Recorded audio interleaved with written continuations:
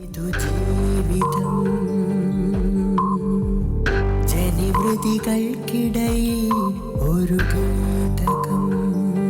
ബന്ധുക്കളെ നമുക്ക് വിളിച്ചു നോക്കാം. വരട്ടെ, രണ്ടുപേരുടെ, വിനോദിന്റെ സൂര്യയുടെ. ഇവിടെ ഇപ്പം സൂര്യ പരാതി എന്ന് പറഞ്ഞ ഒരു സംഗതി, ഭയങ്കരമായ പരാതികളോ വിനോദിനെ കുറിച്ചുള്ള മോശം അഭിപ്രായമോ പ്രശ്നങ്ങളോ ഒന്നും പറഞ്ഞല്ല വന്നത്. ഒരു ഗൗരവമുള്ള ഭർത്താവായിട്ട് വിനോദ് ആവണം. ഒരു സീരിയസ്നെസ് പോരാ, ഒരു കുട്ടിക്കളിയായിട്ട് നടക്കുകയാണ്. അപ്പോൾ എൻ്റെയും കുഞ്ഞിൻ്റെയും കാര്യങ്ങളൊക്കെ നോക്കി അങ്ങനെ ഒരു ഉത്തരവാദിത്തമായിട്ട് നടക്കണം. 4-5 മാസമായിട്ട് കാര്യങ്ങളൊന്നും അന്വേഷിക്കുന്നില്ല. അതൊക്കെയാണ് ചെറിയ ചെറിയ കാര്യങ്ങളാണ് പ്രധാന പ്രശ്നം. പിന്നെ അവിടെ വന്ന് നിൽക്കുമ്പം ആ കുട്ടി വളർന്നു വന്ന ചില സാഹചര്യങ്ങളുണ്ടല്ലോ അമ്മ. അപ്പോൾ അത് വെച്ചിട്ട് അവളുടെ മനസ്സിൽ ഇപ്പം പുതിയൊരു സ്ഥലത്ത് വന്ന് പെട്ടിട്ട് അവിടെ അതിൻ്റെ അമ്മയേക്കാൾ കൂടുതൽ സ്നേഹമായിട്ട് നിങ്ങൾ പെരുമാറണമെന്ന് അവൾ പ്രതീക്ഷിക്കുന്നു. പല സമയങ്ങളിലും അമ്മ എന്നെ ഇഷ്ടപ്പെടുന്നുണ്ടോ, എന്നെ കുറ്റം പറയുകയൊക്കെ ചെയ്യുമ്പോൾ എനിക്ക് വിഷമമാണ് എന്നൊക്കെയാണ് പറയുന്നത്.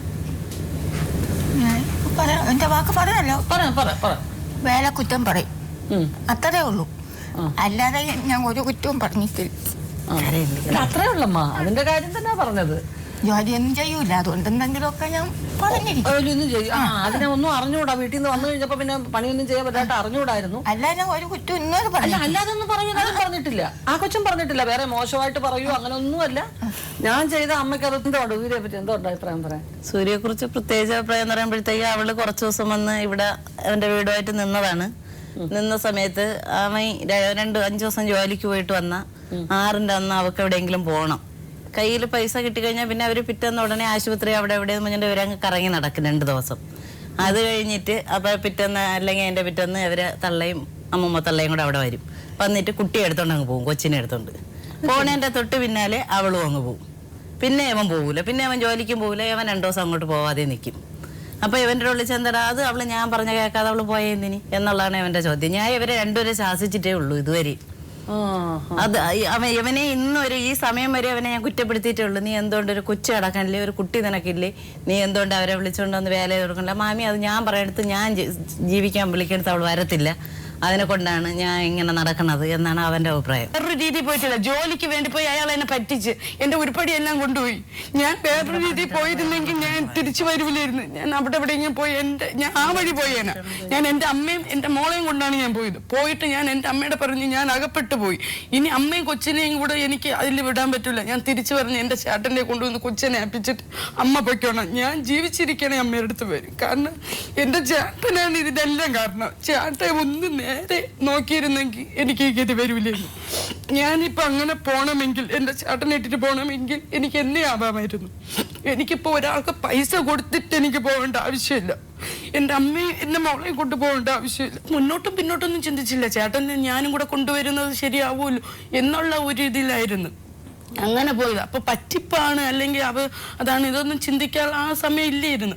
ഞാൻ പോയി. ഞാൻ 2 ദിവസം കഴിയുമ്പോൾ തിരിച്ച് വരണമായിരുന്നുവെങ്കിൽ ഞാൻ നല്ലവളാണ്. അല്ലെങ്കിൽ ഞാൻ ആ വഴി പോയാൽ എനിക്കിപ്പോൾ ചേട്ടൻ തന്നെ എനിക്ക് ആ വഴി അങ്ങ് പോയാൽ മതിയായിരുന്നു. പക്ഷെ ഞാൻ അവരെ എല്ലാം തരണം ചെയ്ത് എനിക്ക് ജന്നി അവിടെ വെച്ച് കൂടി അവരെ എനിക്ക് ഒട്ടും ബോധമില്ലായിരുന്നു. തിരിച്ച് അവരെന്നെ തിരിച്ചു കൊണ്ടാക്കി. നീ എന്നോട് ചോദിച്ചായിരുന്നോ ജോലിക്ക് പോകണവര്? ചോദിച്ചില്ല. കാരണം എന്തെന്ന് വെച്ചാൽ എനിക്ക് ഒരു വെറുപ്പ് ഇയാളിൽ ഉണ്ടായിരുന്നു. രക്തം പരിശോധിച്ച് 1000 രൂപ ഡോക്ടറിന് കൊടുക്കണം. അപ്പോഴേ അയ്യോ എൻ്റെ പൈസ ഇല്ല, നീ എൻ്റെ അമ്മയുടെ ചോദിക്കുക. അമ്മ കൊടുത്തു. സ്കാനിങ് 3 സ്കാനിങ് ഡോക്ടറിന്റെ കാല് പിടിച്ച് 2 മണിക്ക് രാത്രി 2 മണിക്ക് ഡോക്ടർ എൻ്റെ ഇത് വെച്ച് എനിക്ക് സ്കാനിങ് ചെയ്തു തന്നു. എന്നിട്ടൊന്ന് ഇത്രയും നീ ഇത് കാണിക്കല്ലായിരുന്നു, അതിനകം എന്ന് വെച്ചാൽ ആ യൂട്രസ് പൊത്തുപോയിരുന്നെങ്കിൽ നീ എന്ത് ചെയ്യുമായിരുന്നു. അപ്പം അത്രയും ഉള്ളിലൊരുക്കി. കാരണം എൻ്റെ ചേട്ടൻ ഒരിക്കലും വേറൊരാളിപ്പോൾ എൻ്റെ അമ്മയ്ക്ക് ഇഷ്ടമില്ല. 2ാമത് കാരണം എനിക്ക് വയ്യാത്തതുകൊണ്ട് ആ സമയം അത് തൊട്ട് ഞാൻ നീരടിക്കാൻ തുടങ്ങി.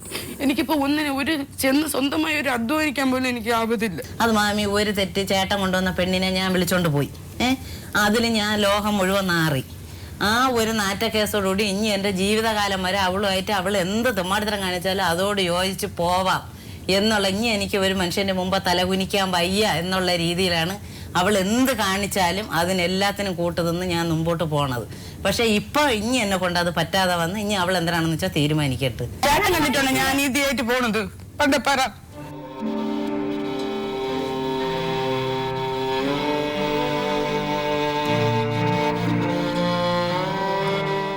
കൂടെ ചേർന്നിട്ടില്ല 2 ദിവസം അവര് പോയത്.